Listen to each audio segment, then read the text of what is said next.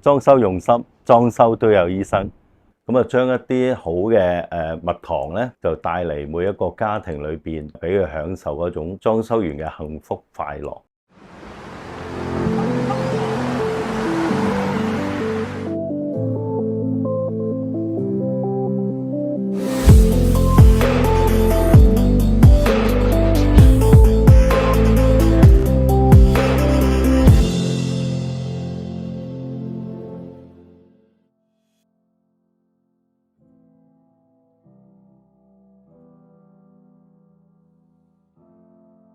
其實我做裝修行業就47年，咁我13歲做木匠咧，就做家私學徒，咁啊跟住咧就學埋裝修，咁我19歲就出嚟接工程嚟做，因為好想幫多啲人裝修完，咁啊佢住喺間屋嗰度好快樂、好幸福，堅持信念、奮鬥係我嘅目標嚟嘅。即係最記得就做過九套山，做咗4年2間別墅屋，打通佢。4年就500萬，咁啊蝕咗40萬。你又要維持間公司個收支平衡咧，就有維持個誠信，我就去接多15個地盤去救呢個地盤。其實我嘅理念係傳承咧，去教育俾團隊去成長咧。我同啲團隊都係一生一世。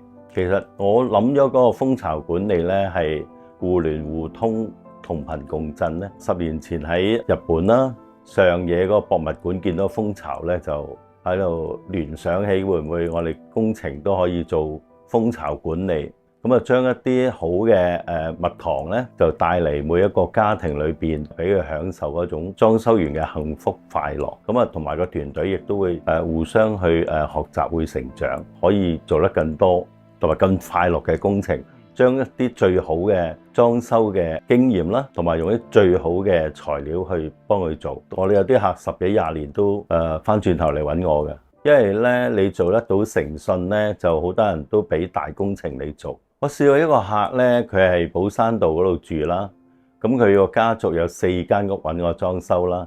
咁啊最近年頭咧，佢個朋友喺馬己仙峽道又有個舊嘅樓就揾我裝修。其實我覺得做每一個行業咧，佢做得專業，即係我哋尤其裝修咧，襟用耐用，我哋一客人用成20年都好靚，所以我哋都無形中都可以幫個地球咧減少一啲污染啊。咁同埋我喺呢咁多年裏邊咧，就諗咗一樣嘢叫無創裝修。一間屋好似換咗件衫咁樣，即係我哋同佢翻油啦，地板可以加鋪一啲叫石塑地板啊，咁佢個家居已經好衞生、好乾淨。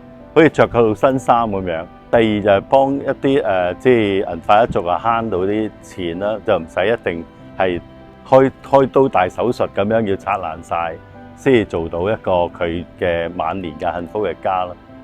其實我哋裝修呢個行業咧，好多樓嘅病咧，我哋都會幫佢揾出嚟嘅。有一種叫遺傳病，咁係建築嘅時候有啲用嘅材料啊、施工嘅問題啦。跟住有啲係人為病，啲業主揾咗啲唔專業嘅人士搞個間屋裝修。咁啊另一種咧就最常見就係老化病，30年嘅樓咧都係有病嘅。咁我哋會幫佢醫好個病先至再裝修，所以確保係每一個工程都係襟用。我入行都47年咧，10年磨一劍，咁淨係服務香港嘅市民咧，我覺得唔足夠啊。其實我哋做咗咁多年咧，我好想將我嘅裝修嘅理念、我嘅心經咧，去教育傳承，去大灣區所有嘅裝修嘅同行，等佢大家可以將個技術啊、經驗提升，幫更加多嘅人，同埋支持環保。我哋會揀選一啲同頻嘅人咧，我會教育佢點樣去做一啲係一個好嘅裝修，用我嘅經驗去教佢，由彈線嘅開始，點樣去睇到啲問題，而去解決佢，再做更加好嘅裝修，俾每一個客人。其實我喺個人生事業低潮咧，我就走去做善事喎，即係好似飛行眼科醫院啊，或者無國界醫生，我就捐咗10幾年啦。哇！係啊，無間斷年咁捐。係啊。哦。